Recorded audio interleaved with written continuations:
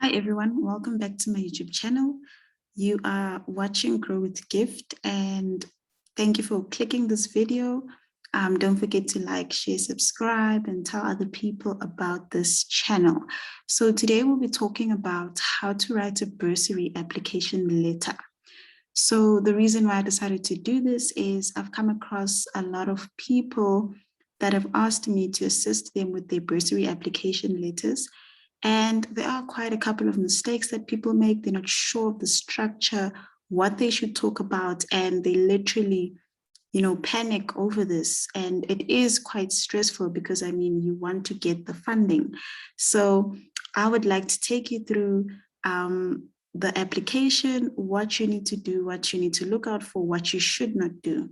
So let's get into it. All right, so meet Jessica Ngosi. She's a third-year student at the University of Gauteng, and she is studying BCom accounting. She needs a bursary to pay off her fees for 2021. And she wants to know how to write a bursary application letter.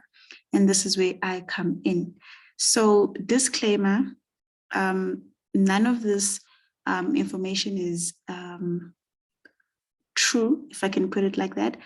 Everything has just been made up. And another thing that you need to take note of is when I go through this application, please do not take everything word for word. So we're all different. You might be studying law, you might be studying engineering. You have different reasons for needing a bursary. You're probably at a different university and you have accomplished different goals and have different achievements. So please just bear in mind that this is just a guideline and you should not take everything exactly as it is. Okay, let's get into it. All right, so the first thing you need to do is include the address of the bursary issuer in the top left corner, right? So it would be this side. And then you may also include the date of application and your name and contact information. So I did not include this last part, but you can. So we just decided the bursary issuer is going to be Jerry's accounting firm, as this person is studying accounting, and then he has an address. So make sure that you put in the correct address, guys. There's nothing embarrassing than having a firm or the bursary issuer and you don't know the right address. Then we put in the date, the 15th of August, right? So this is the day that you wrote the application. Yeah, okay. So make sure that this is done correctly. Now, you will begin the letter with dear sir or madam, or to whom it may concern. Now, when you see this part, dear Sally, this was very specific because there are chances that you know the person. Some bursaries actually include the person's name or the facilitator, the person in charge. You can then be direct and write their name. But if you don't have their details, sir or madam should be sufficient. Okay?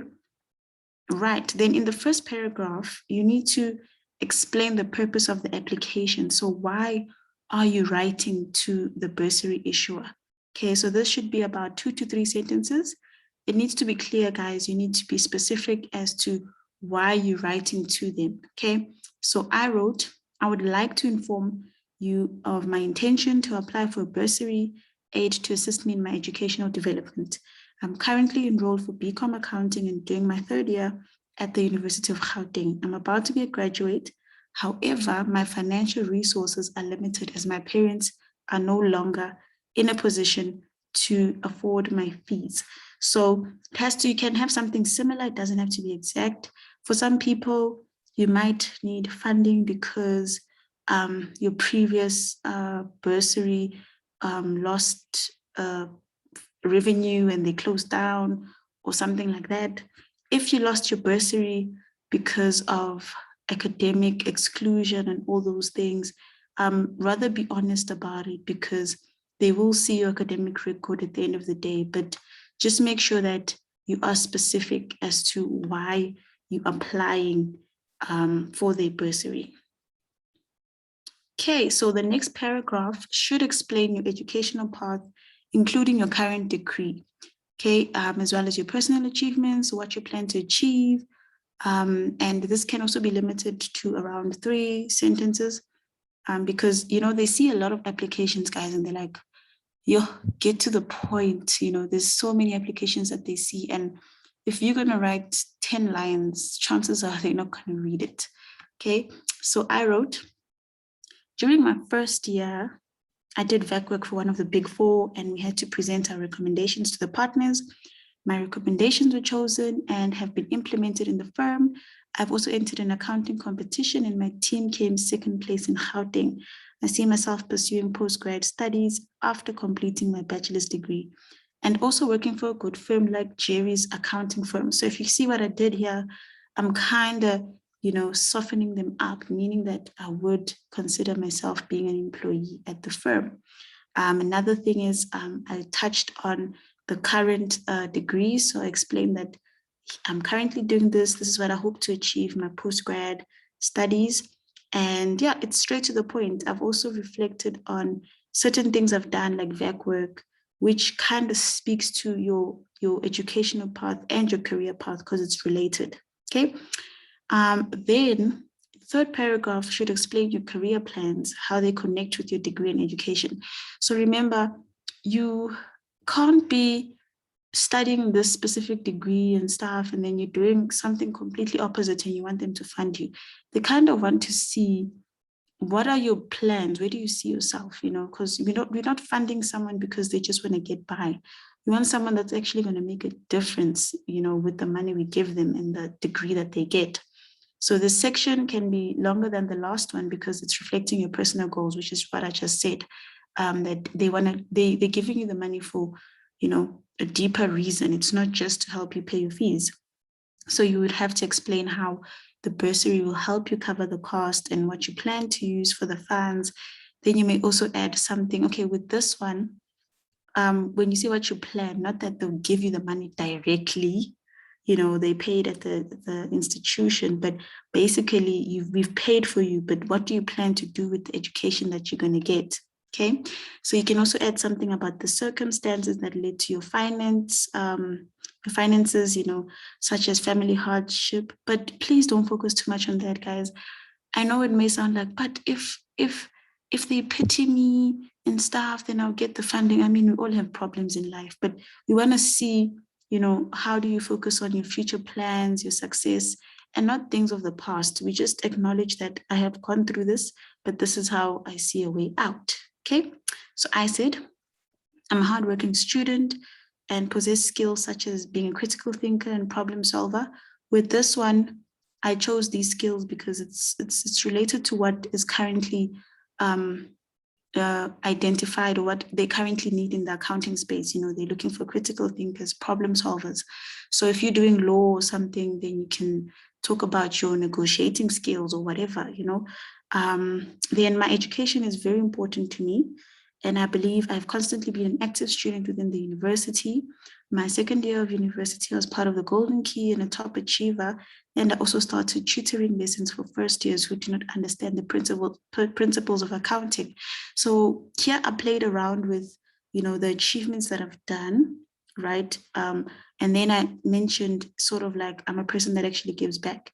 So I've mentioned that I work hard by showing that I've been a top achiever, but then I emphasize that, okay, I see success as, also being able to help others. So starting your own tutoring lessons for students that don't understand, Then I go on and say the bursary will allow me to complete my degree, motivate other students that funding should not be a barrier to being a success, right? So this speaks to your emphasis on future success and not focusing on your past struggles. Then in future, following the completion of my accounting degree, I'd like to specialize in internal auditing, get work experience, and in the next 5 years, I'm hoping to be a certified internal auditor. So this again speaks to your success. It speaks to how everything is connected with your degree and education, and how you're reflecting on your personal goals, because this is what you want to achieve. So if you guys are like studying, I'm going to keep using law or medicine. Let me try medicine. Maybe you see yourself as being being a minister of the health department, things like that. So you can add that to it. Okay. Now the last part is conclude your bursary application with a short paragraph expressing your gratitude for the opportunity and appreciation for consideration.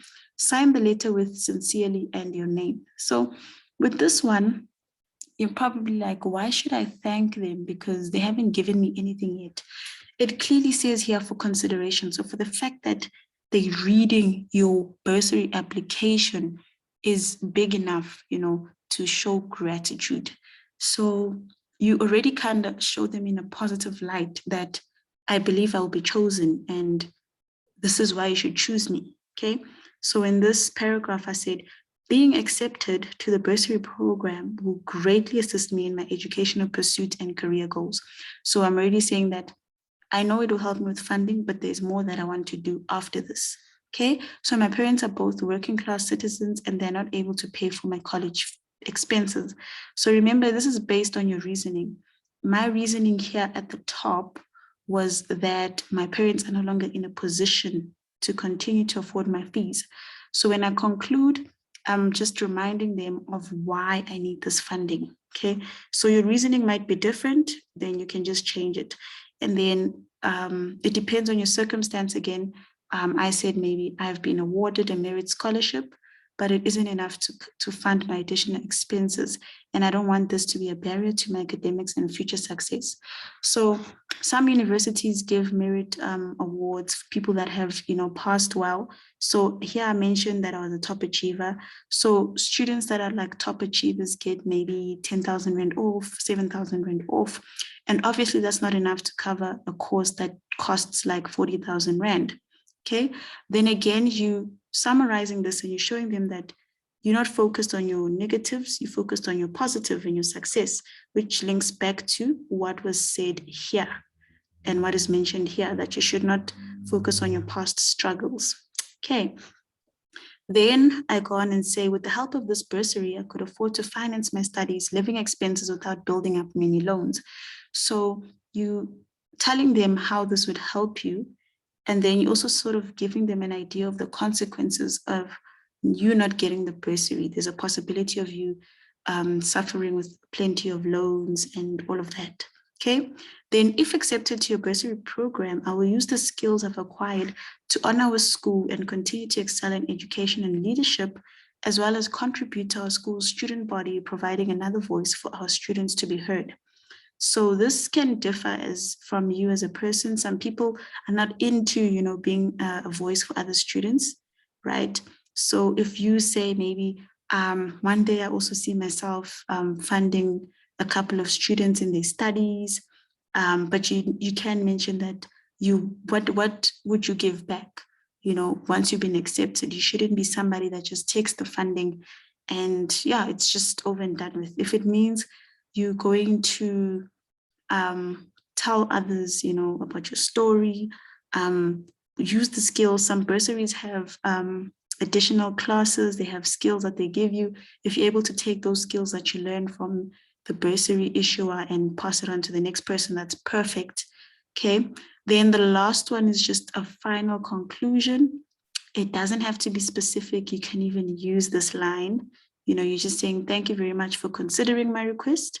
I appreciate any opportunity which helps me achieve my academic and career goals. Then you end off with yours sincerely and your name. So, guys, sorry, the surname here and the surname here is different, but it doesn't matter. All right. So when you say I appreciate any opportunity, you are telling them that you're not picky, which is a good thing, meaning that whatever amount they give you, you should be grateful for it, because there are bursaries that have amounts at their own discretion, meaning that it will not say we will pay for your fees, accommodation, books, food, and everything.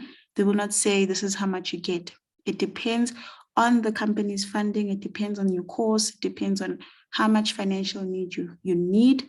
So you stating that you appreciate any opportunity means that you are happy with being considered and being told that you have funding, and you're not picky about whatever amount you're going to get.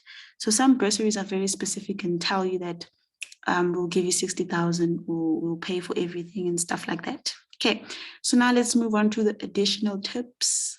Okay, so this is just, yeah, a summary of just additional tips. So number one, guys, try to cover as much as possible with few words, okay? Remember, these people are like looking at maybe over 100 applications, and you need to grab their attention as quick as possible. So if you're going to have a bursary application letter of 10 pages, trust me, they're not going to read it. Use very few words that literally make sense and they cover everything. Based on the words as well, don't use filler words like very, really, just. You can see based on the application letter we did, I hardly used words like very, really, just. You need to replace them with specific modifiers that convey your thoughts clearly and concisely. So things like I am a critical thinker, problem solver, that's just clear. It's concise. It does not require you to say I am very good at solving problems, or I am a person that really likes to think. No, you just need to use concise, clear words, simple. Then another thing is make your application letter personal than generic. So what I mean is, I told you guys that this is a guideline. So you need to adjust to certain things that relate to you. Okay, so generic letters are easy to forget. You should include plans to work for a specific organization or solve a problem you've seen or experienced. Show the bursary committee that their funding will contribute to a much greater plan, which is what I've just said. By saying in the letter, mentioning that you want to work for that specific firm, you want to do your CIA, or you want to be, the Minister of Health, or the top-notch judge of South Africa if you're studying law, telling them that you've entered a competition, you've solved this and that. It's very personal and they'll always remember you. So if they ever invite you for an interview or something, they always able to recall, oh, I read someone like this, okay? Use a professional tone without sounding stiff. This is a serious process, but it should also be viewed as a letter-based interview, right? As if you're speaking to an employer professor. So guys, don't use, what do you call this? Don't use, what's that? I forgot what it is, but basically use professional tone. So don't be cutting corners, if I can put it like that. Yeah, don't be cutting corners. Oh yes, slang. Don't use slang language, okay? Be professional. If you're not sure of your English and stuff, get someone to edit or view. Go on Google, see how you can combine sentences, all right? But be professional. These people are reading your letter, and when you read someone's letter, you sort of get an idea of the image, their voice, the way they carry themselves. So professional tone says a lot. Another thing is, think carefully about why you need the bursary and why you deserve the funds. If you believe in yourself and your intentions, you will have an easier time conveying it to the review board. So confidence is key. Confidence is key, guys. The way you speak, the way you type, whatever you say, it really says a lot to the review board. Just from reading, they can tell if you really mean what you're saying.